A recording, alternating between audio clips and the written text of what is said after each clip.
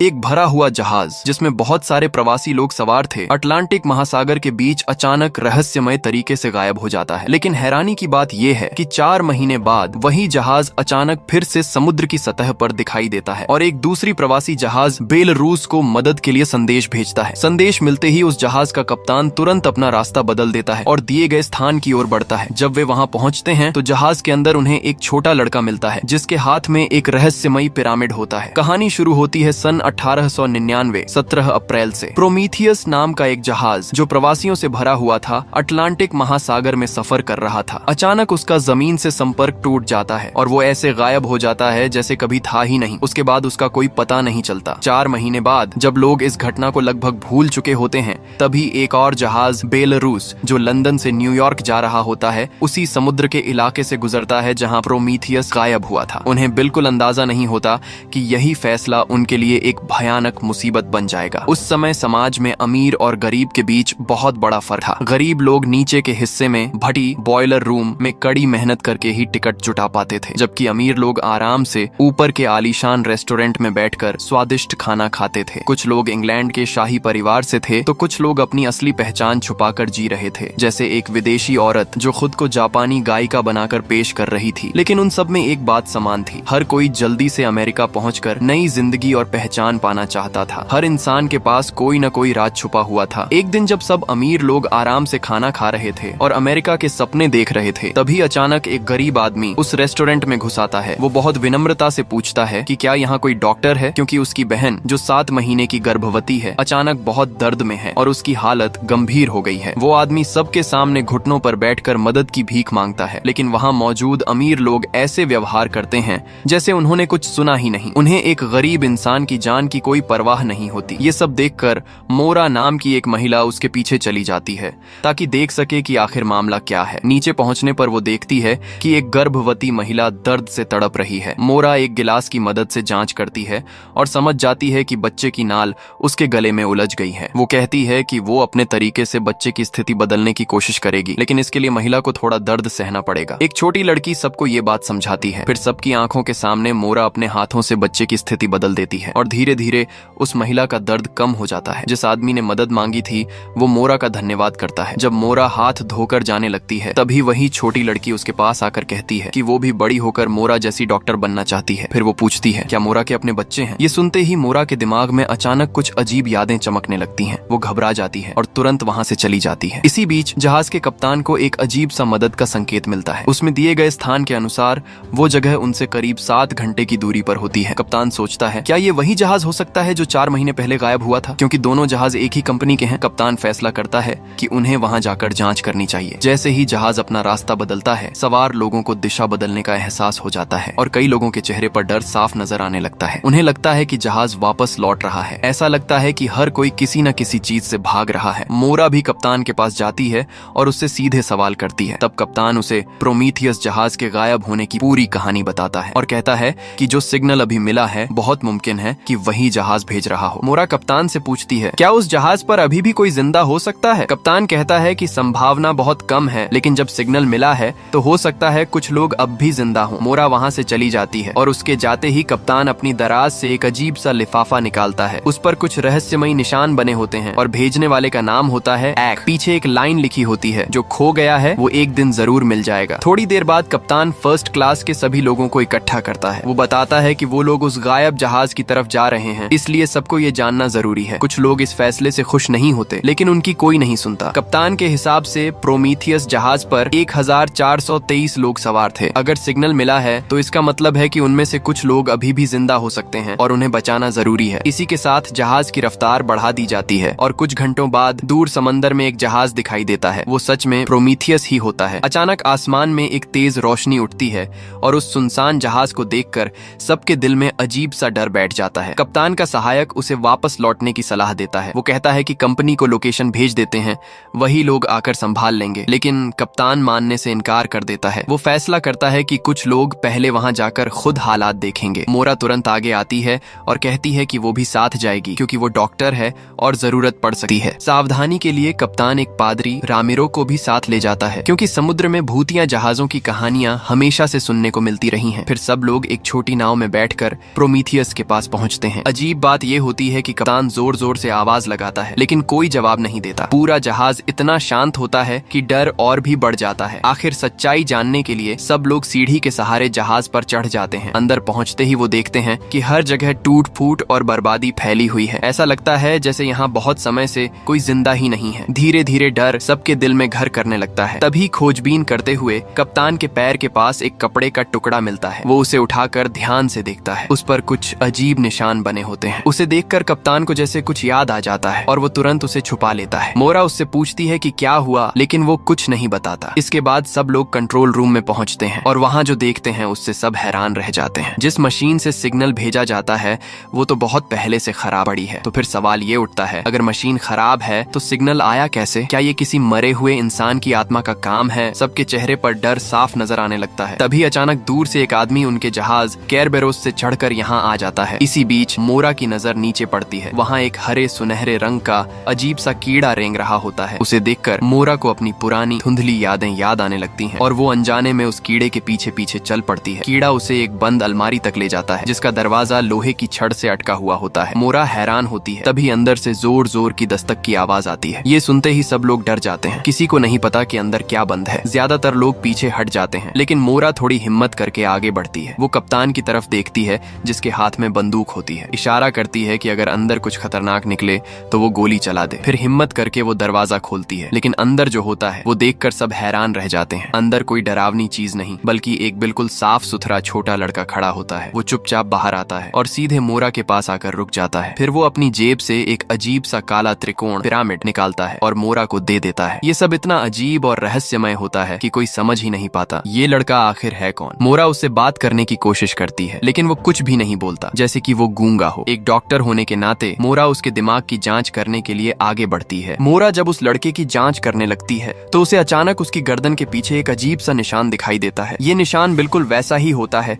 जैसा उसने पहले कहीं देखा हो। इसी बीच कप्तान जब वापस अपने जहाज पर लौटा है तो उसे एक और डरावनी खबर मिलती है। पूरे जहाज के सारे कंपास अचानक एक ही रात में काम करना बंद कर देते हैं। वो अपना खुद का कंपास निकाल कर देखता है लेकिन वो भी दिशा बताने में पूरी तरह फेल हो चुका होता है। इतने बड़े लोहे के जहाज जिसका वजन करीब 45,000 टन है, उसे देखकर कप्तान के मन में कई सवाल उठने लगते हैं। दूसरी तरफ मोरा जब अपने कमरे में लौटती है तो देखती है कि दरवाजे के पास एक अनजान आदमी खड़ा है। वो आदमी कहता है कि वो बस ऐसे ही आया था क्योंकि उसे अंदर से कुछ अजीब आवाजें सुनाई दी थीं। फिर वो अपना नाम बताता है, डैनियल, और कहता है कि वो बगल वाले कमरे में रहता है। मोरा उसे देखकर अजीब सा महसूस करती है जैसे वो उसे पहले से जानती हो लेकिन याद नहीं आ रहा होता। डैनियल ज्यादा कुछ कहे बिना अपने कमरे में चला जाता है लेकिन अंदर जाते ही वो एक फोटो निकालता है और उस फोटो में साफ साफ मोरा की तस्वीर होती है। दूसरी ओर कप्तान प्रोमीथियस जहाज से लौटने के बाद से ही बेचैन रहने लगा है। असल में जो कपड़े का टुकड़ा उसे वहाँ मिला था वो उसकी मरी हुई बेटी का था और अब तो उसे अपनी बेटी की आवाज भी जहाज के गलियारों में सुनाई देने लगती है। वो समझ नहीं पाता कि ये सब आखिर हो क्या रहा है। तभी अचानक उसे दूर एक छोटी लड़की दिखाई देती है और ध्यान से देखने पर वो चौंक जाता है। वो लड़की उसकी अपनी बेटी ही होती है। कप्तान तुरंत उसके पीछे भागता है लेकिन एक पल में वो गायब हो जाती है। क्या ये सिर्फ उसका वहम है? तभी पास का एक दरवाजा अपने आप खुल जाता है और अंदर से उसकी बेटी की गाने की आवाज आती है। कप्तान बिना सोचे अंदर चला जाता है और अचानक वो खुद को अपने पुराने घर में पाता है। वही घर जहाँ सालों पहले आग लगने से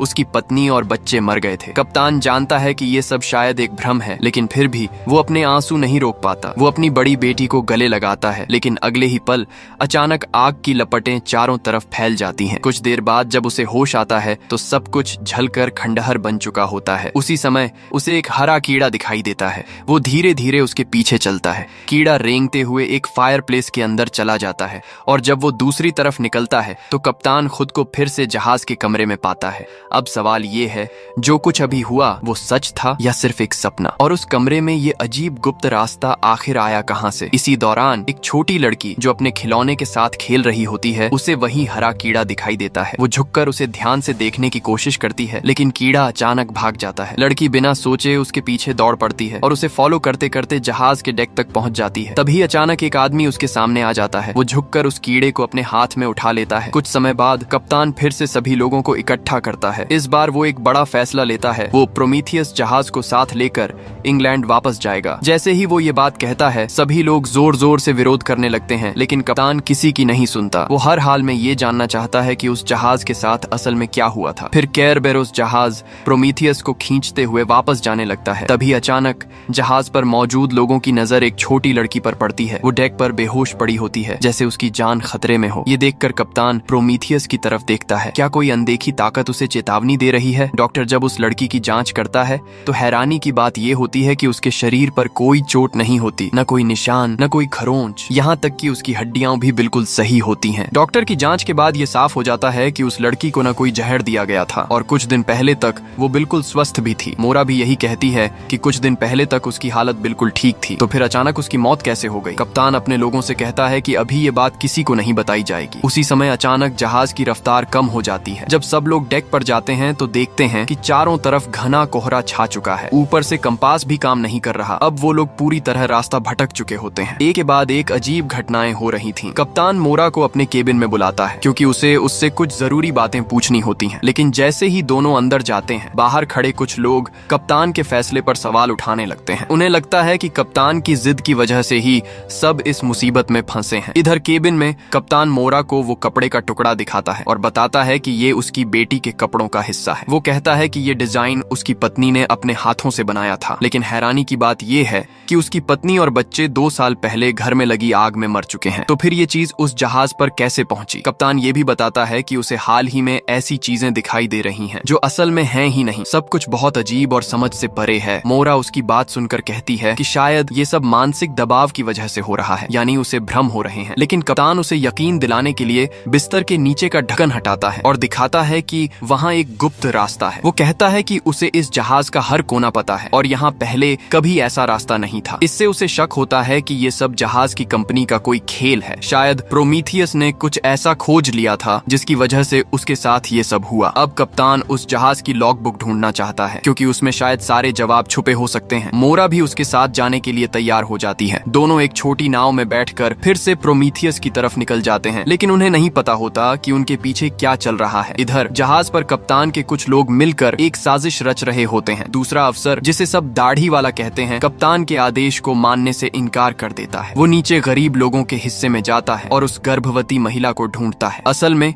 जो लड़की मरी थी वो उसकी अपनी बहन थी। अब उसका मकसद साफ हो जाता है। जब सब लोग वापस नहीं जाना चाहते और कप्तान अपनी मर्जी चला रहा है तो वो सोचता है कि अगर वो बाकी लोगों को अपने साथ मिला ले तो कप्तान की ताकत छीन सकता है और धीरे धीरे लोगों के अंदर गुस्सा बढ़ने लगता है। उधर प्रोमीथियस पर कप्तान और मोरा बॉयलर के पास एक अजीब मशीन देखते हैं। ये मशीन भाप का दबाव नापकर सिग्नल भेजने के काम आती है, लेकिन कप्तान कहता है कि उसके जहाज पर यह मशीन कभी काम नहीं करती थी। इससे शक होता है कि शायद कंपनी ने इसे किसी और मकसद से लगाया था। क्या गायब हुए लोगों का इससे कोई संबंध है? तभी मोरा बॉयलर को देखकर कुछ सोचने लगती है और उसे खोलकर अंदर देखने की कोशिश करती है। कप्तान पूछता है, क्या उसे लगता है कि किसी ने यहाँ लाशें जला दी हैं? मोरा कहती है, अगर अंदर से छोटे छोटे दांत या हड्डियों के टुकड़े मिल जाए तो सच्चाई पता चल सकती है। दोनों अंदर देखने लगते हैं और तभी कप्तान को वहाँ से एक किताब मिलती है। वो निकाल कर देखता है, ये प्रोमीथियस जहाज के यात्रियों की सूची होती है। लेकिन जैसे ही वो एक खास नाम देखता है वो बुरी तरह चौंक जाता है। वो तुरंत उस किताब को छुपा लेता है ताकि मोरा को पता न चले। मोरा उसके चेहरे के भाव देखकर पूछती है, क्या कुछ मिला? लेकिन कप्तान झूठ बोल देता है और कहता है कि उन्हें अब वापस चलना चाहिए। दूसरी तरफ दाढ़ी वाला अफसर जहाज के गलियारे में 3 और लाशें देखता है। जब से कप्तान ने वापस जाने का फैसला लिया है तब से एक के बाद एक लोग मरते जा रहे हैं और हैरानी की बात यह है कि सबकी मौत का तरीका बिल्कुल उसी लड़की जैसा है। अब उसे यकीन हो जाता है कि कप्तान कुछ खतरनाक चीज अपने साथ ले आया है। वो तुरंत मुख्य अफसर के पास जाता है और कहता है कि अब वक्त नहीं है, उसे जहाज की कमान संभाल लेनी चाहिए। साथ ही वो ये भी कहता है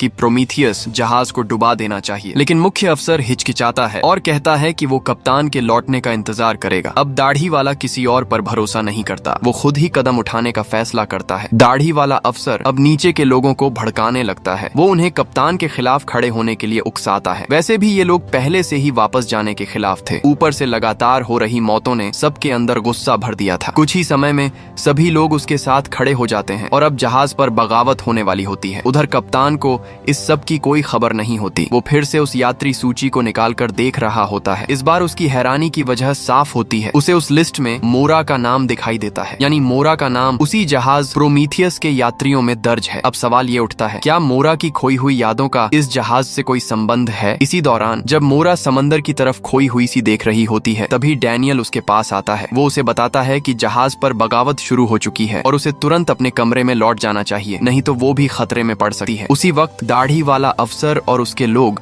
गुस्से में कप्तान की तरफ बढ़ते हैं, लेकिन वो मोरा को कुछ नहीं कहते और मोरा भी जल्दी से अपने कमरे की तरफ भागती है। उसे डर होता है कि अगर कप्तान के साथ कुछ हुआ तो उसके कमरे में मौजूद वो छोटा लड़का भी खतरे में पड़ सकता है। कुछ ही देर में वो लोग कप्तान के कमरे में घुस जाते हैं और जो भी उनका साथ नहीं देता उसे पकड़ लेते हैं। यहाँ तक कि मुख्य अफसर को भी। कप्तान कुछ समझ ही नहीं पाता और देखते ही देखते पूरा जहाज उनके कब्जे में चला जाता है। लेकिन क्या सच में अब सब उनके हाथ में है? इसी बीच डैनियल एक अजीब सा उपकरण निकालता है और उस पर कुछ सेटिंग्स बदलता है। जैसे ही वो ऐसा करता है, दूर खड़े प्रोमीथियस जहाज के अंदर की मशीनें अपने आप चलने लगती हैं और अचानक करीब 45,000 टन वजन वाला वो विशाल जहाज हवा में गायब हो जाता है। सबसे हैरानी की बात यह है कि केरबेरोस पर मौजूद किसी को इसका पता भी नहीं चलता। उधर दाढ़ी वाले अफसर के नेतृत्व में वो लोग कप्तान को बंदी बना लेते हैं, लेकिन इसके बावजूद जहाज पर अजीब मौतों का सिलसिला रुकता नहीं। लोग एक एक करके मरते जा रहे हैं और हर किसी की मौत बिल्कुल एक जैसी, बिना किसी बाहरी चोट के। तभी अचानक लोगों को पता चलता है कि प्रोमीथियस जहाज गायब हो चुका है। सब हैरान रह जाते हैं,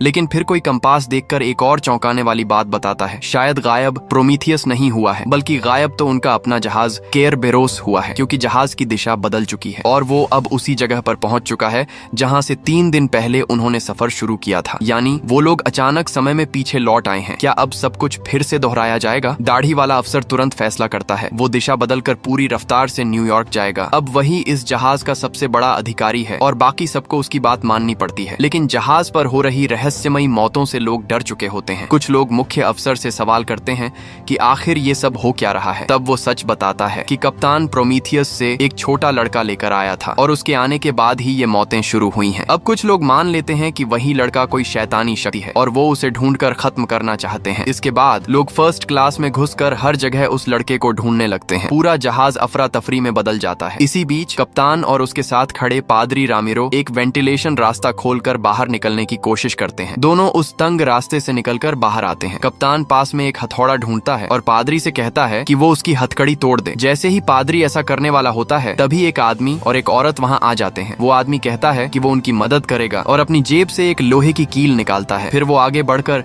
उस कील को हथकड़ी के जोड़ में फंसा देता है। वो आदमी पादरी को इशारा करता है कि बस उस जोड़ पर चोट मारो और जैसे ही पादरी 2 जोरदार वार करता है, कप्तान की हथकड़ी टूट कर गिर जाती है। आजाद होते ही कप्तान कहता है कि वो एक लाइफ बोट लेकर प्रोमीथियस जहाज पर जाएगा और वहां का टेलीग्राफ ठीक करके कंपनी को मदद का संदेश भेजेगा। शायद वो अब उन बागी लोगों के साथ नहीं रहना चाहता था। उधर जैसे किसी खतरे का एहसास हो गया हो, वो छोटा लड़का मोरा को अपने साथ ले जाता है। वो दोनों एक हरे कीड़े के पीछे पीछे चलते हैं और रास्ते में खोज रहे लोगों से बचते हुए आगे बढ़ते हैं। जब कीड़ा एक कमरे के अंदर चला जाता है तो मोरा और लड़का भी उसके पीछे अंदर चले जाते हैं, लेकिन उन्हें पता नहीं होता कि एक नौजवान उन्हें चुपके से देख रहा है। अंदर जाते ही मोरा कप्तान और बाकी लोगों को देखती है। वो तुरंत उसके पास जाती है और कहती है कि वो उसे ढूंढ रही थी, लेकिन कप्तान उसे रोककर सवाल पूछता है, उसे प्रोमीथियस के बारे में कितना पता है। दरअसल कप्तान अब उस लिस्ट के बारे में सच जानना चाहता था। मोरा कुछ कह पाती उससे पहले ही छोटा लड़का उसके सामने खड़ा हो जाता है, जैसे उसे बचा रहा हो। तभी उस नौजवान की बताई हुई जगह पर दाढ़ी वाला अफसर अपने लोगों के साथ पहुंच जाता है। कप्तान उन्हें शांत करने की कोशिश करता है, लेकिन दाढ़ी वाला गुस्से में उसे पीछे हटने को कहता है। वो चिल्लाकर कहता है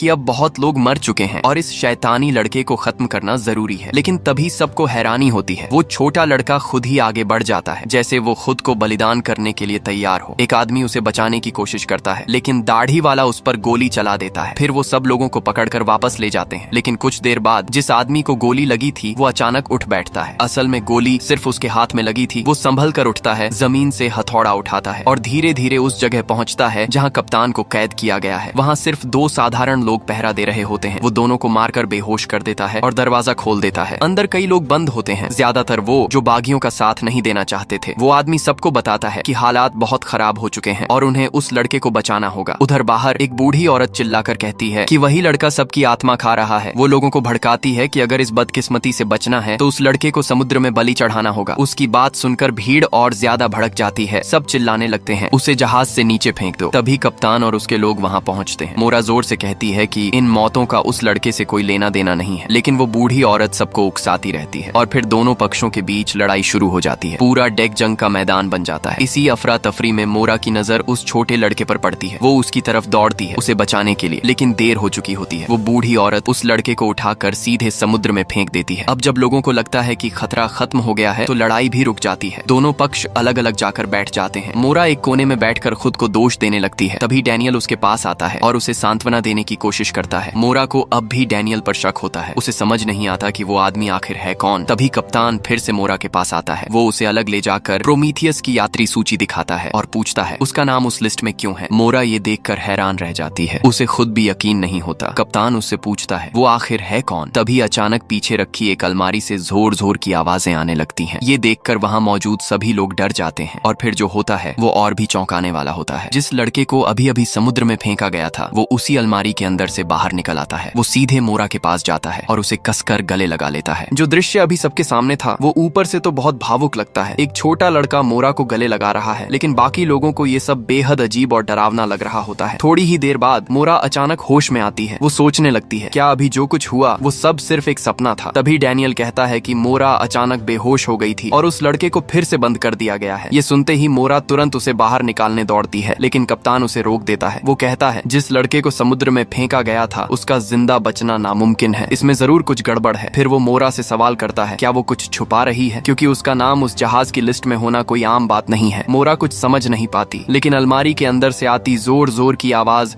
उसे बेचैन कर देती है। वो सीधे उस अलमारी के पास जाती है और तभी एक हैरान कर देने वाला नजारा सामने आता है। ऐसा लगता है जैसे समय और जगह दोनों रुक गए हों। सब कुछ एकदम स्थिर हो जाता है। मोरा धीरे धीरे आगे बढ़ती है और जमीन पर पड़ी एक गोली को देखती है। वो हाथ बढ़ाकर उस गोली को उठा लेती है जैसे सब कुछ उसके कंट्रोल में हो। वो आसपास खड़े लोगों को देखती है, लेकिन किसी को समझ नहीं आता कि ये क्या हो रहा है। तभी फिर से अलमारी के अंदर से आवाज आती है और मोरा को याद आता है कि लड़का अभी भी अंदर बंद है। वो तुरंत अलमारी खोल देती है। अब सवाल ये है क्या ये सब उसी लड़के की वजह से हो रहा है। जैसे ही लड़का बाहर आता है मोरा उससे पूछती है ये सब क्या है, लेकिन लड़का कुछ नहीं बोलता, बस उसका हाथ पकड़कर उसे वहाँ से बाहर ले जाता है। अचानक पूरे जहाज में तेज अलार्म बजने लगता है और फिर जो होता है वो और भी खौफनाक है। ज्यादातर लोग जैसे किसी अजीब असर में आ जाते हैं। उनकी आंखें खाली हो जाती हैं और वो बिना कुछ सोचे समझे चलने लगते हैं। एक महिला अपनी बेटी की आवाज सुनती है। वो पलट कर देखती है, लेकिन अगले ही पल वो सीधे रेलिंग पार करके समुद्र में कूद जाती है। मोरा ये देखकर दंग रह जाती है और फिर एक एक करके कई लोग बिना सोचे समझे समुद्र में कूदने लगते हैं। पूरा दृश्य इतना डरावना होता है जैसे सब लोग खुद ही मौत की तरफ जा रहे हों। उधर छोटा लड़का मोरा को अपने कमरे में ले जाता है। वो बिस्तर हटाता है और नीचे छिपा एक गुप्त दरवाजा खोलता है। फिर वो चुपचाप उस रास्ते के अंदर उतर जाता है। मोरा भी पीछे पीछे जाती है और देखती है कि लड़के के हाथ में वही हरा कीड़ा है। कीड़ा अचानक तेजी से एक दिशा में बढ़ता है और जैसे ही वो आगे जाता है एक नया रास्ता खुल जाता है। लड़का उसके पीछे पीछे चल देता है और मोरा भी मजबूरी में उसके पीछे जाती है। अंदर एक अजीब सुरंग बन चुकी होती है। मोरा बिना रुके उसमें आगे बढ़ती है और जब वो बाहर निकलती है तो वो खुद को एक बिल्कुल अलग जगह पर पाती है। ऐसा लगता है जैसे वो किसी और दुनिया में आ गई हो। अब साफ हो जाता है कि वो हरा कीड़ा उन्हें एक जगह से दूसरी जगह ले जा सकता है, यानी वो समय और जगह के बीच रास्ता खोलता है। लेकिन तभी मोरा देखती है कि लड़का कहीं गायब हो चुका है। दूर उसे एक बड़ा सा घर दिखाई देता है और वो वहां जाने का फैसला करती है। उधर जहाज पर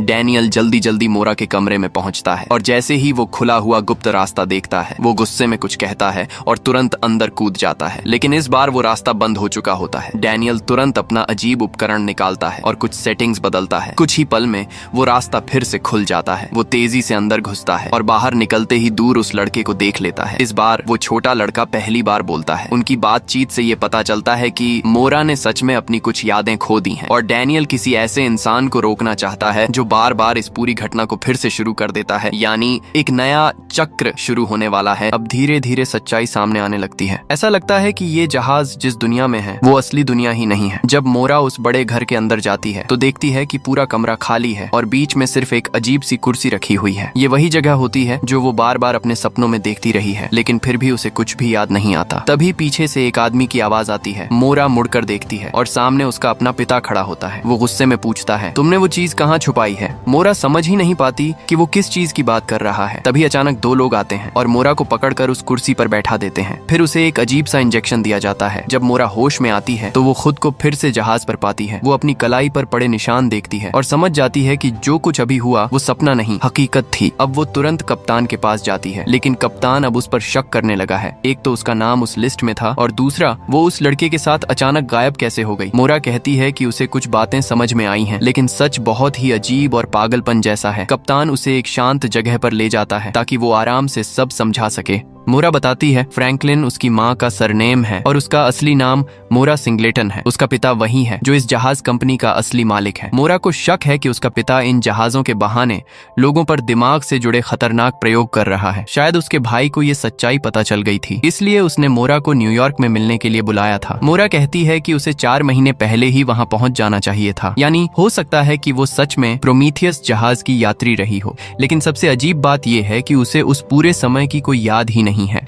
तभी उसकी नजर मेज पर रखे हरे कीड़े पर पड़ती है। वो तुरंत उसे एक गिलास से ढक देती है और फिर एक डिब्बे में बंद कर देती है। उसे भले ही ये समझ नहीं आता कि ये कैसे काम करता है, लेकिन उसने उस लड़के को इसका इस्तेमाल करते देखा था। जब वो उस कीड़े को एक गुप्त दरवाजे के पास रखती है तो वो कीड़ा धीरे धीरे दीवार के पार चला जाता है और अचानक एक नया रास्ता खुल जाता है। मोरा बिना समय गंवाए उस रास्ते में घुस जाती है और कप्तान भी उसके पीछे पीछे आता है, लेकिन इस बार वो जगह पहले से अलग होती है। तभी कप्तान कुछ ऐसा देखता है कि वो घबराकर आगे भागने लगता है। मोरा उससे पूछती है क्या वो जानता है ये जगह क्या है। कप्तान दुख भरी आवाज में कहता है ये मेरा घर है, वही घर जहां उसकी पत्नी और बच्चे आग में जलकर मर गए थे।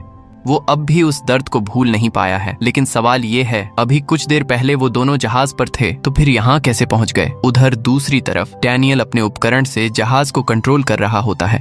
कुछ सेटिंग्स बदलने के बाद वो उस अजीब आवाज को बंद कर देता है। डेक पर खड़ी एक महिला जो कूदने वाली थी अचानक होश में आ जाती है और उसे समझ ही नहीं आता कि वो वहां कैसे पहुंची। इसी के साथ मोरा और कप्तान भी वापस जहाज पर आ जाते हैं। जब सभी लोग इकट्ठा होते हैं तो उन्हें एहसास होता है कि 1000 से ज्यादा लोगों में से अब सिर्फ कुछ ही बचे हैं। तभी मुख्य अफसर कप्तान को कंपनी का एक मैसेज दिखाता है। उसमें सिर्फ 2 शब्द लिखे होते हैं, जहाज डुबो दो। अब सवाल ये उठता है, क्या उन्हें प्रोमीथियस जहाज को डुबाना होगा ताकि ये सब खत्म हो जाए। तभी अचानक डैनियल सामने आता है और कहता है ये आदेश प्रोमीथियस के लिए नहीं है, ये हम सब के लिए है। वो बताता है कि अगर जहाज पर मौजूद सभी लोग मर जाते हैं तो ये पूरा चक्र फिर से शुरू हो जाएगा। अपनी बात साबित करने के लिए वो सबको नीचे ले जाता है, जहां वे देखते हैं कि जहाज की दीवारों पर अजीब काले क्रिस्टल फैल रहे हैं जो धीरे धीरे हर जगह छा रहे हैं। डैनियल सबको चेतावनी देता है, इन्हें छूना मत और जहाज को तुरंत आगे बढ़ाना जरूरी है, वरना सब मर जाएंगे। अब अमीर और गरीब सबको मिलकर काम करना पड़ता है ताकि जहाज को फिर से चलाया जा सके। इसी दौरान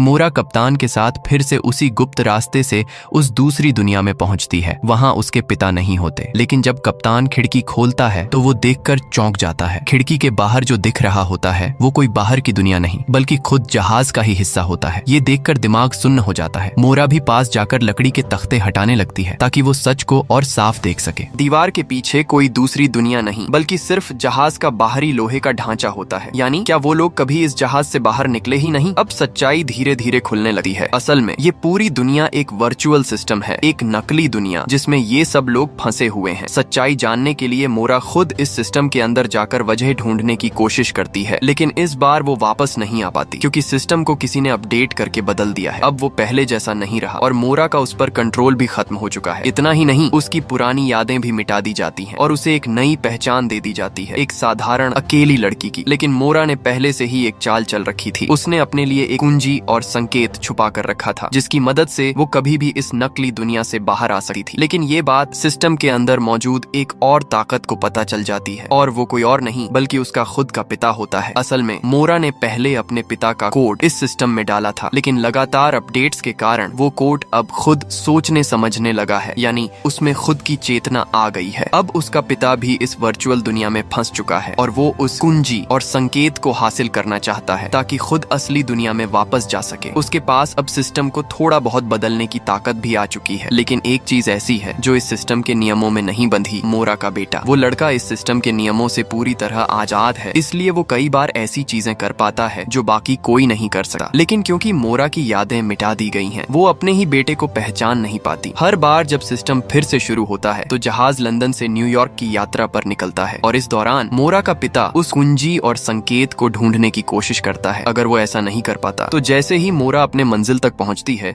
वो असली दुनिया में जाग सकती है। लेकिन अगर वो कुंजी नहीं मिलती तो सिस्टम में एक और नियम लागू हो जाता है। जैसे ही ज्यादातर लोग मर जाते हैं, पूरा सिस्टम क्रैश होकर फिर से शुरू हो जाता है, यानी एक नया चक्र, एक नई शुरुआत। मोरा का पिता बार बार इसी चक्र का इस्तेमाल करता है ताकि वो हर बार उसे फिर से फंसा सके और कुंजी हासिल कर सके। बाकी सभी यात्री भी इस चक्र में फंसकर बार बार वही सब झेलते रहते हैं। शायद मोरा बहुत लंबे समय से इसमें फंसी हुई थी। इसीलिए उसके पति डैनियल को शक हुआ और फिर उसने भी अपना कोड इस सिस्टम के अंदर भेज दिया। वो अपनी पत्नी को इस नकली दुनिया से बाहर निकालना चाहता था, क्योंकि शुरुआत में यह सिस्टम मोरा और डैनियल ने मिलकर ही बनाया था। भले ही अब सिस्टम कई बार अपडेट हो चुका हो, लेकिन उसकी मूल संरचना अभी भी वही है। इसलिए डैनियल ने कोड में बदलाव करके प्रोमीथियस जहाज के जरिए फिर से सिस्टम में एंट्री ली। लेकिन क्योंकि मोरा की यादें बदल दी गई थीं, वो डैनियल को पहचान नहीं पाती। डैनियल की ताकत भी सीमित थी और ऊपर से मोरा का पिता हर बार उसकी योजना बिगाड़ देता था। इसीलिए डैनियल बस एक ही कोशिश कर सकता था, किसी तरह मोरा की यादें वापस दिलाना। हालांकि मोरा ने बहुत अजीब और डरावनी घटनाएं देखी, फिर भी उसकी यादें पूरी तरह वापस नहीं आई। लेकिन अब उसे यकीन होने लगा था कि ये दुनिया असली नहीं है। तब डैनियल उसे एक अहम बात बताता है। इस जगह से बाहर निकलने के लिए दो चीजें चाहिए, एक कुंजी और एक संकेत। मोरा को अपने हार नेकलेस में एक चाबी मिलती है, जो सच में इस वर्चुअल दुनिया से बाहर निकलने की कुंजी होती है, और संकेत होता है वो रहस्यमयी पिरामिड जो छोटे लड़के के पास है। वो लड़का कई बार ये पिरामिड मोरा को देता है, लेकिन वो समझ ही नहीं पाती कि इसका मतलब क्या है। इसी दौरान मोरा का पिता हर वक्त उस पर नजर रख रहा होता है। जैसे ही वो चाबी निकालती है, वो तुरंत अपने लोगों को आदेश देता है, पहले उस लड़के को पकड़ो, फिर पिरामिड हासिल करो और फिर मोरा को धमकी देकर उससे चाबी ले लो। साथ ही एक और नया चक्र शुरू करने की तैयारी भी कर लो। मोरा के पिता की चालों से परेशान होकर डैनियल आखिरकार बड़ा कदम उठाता है। वो एक वायरस का इस्तेमाल करके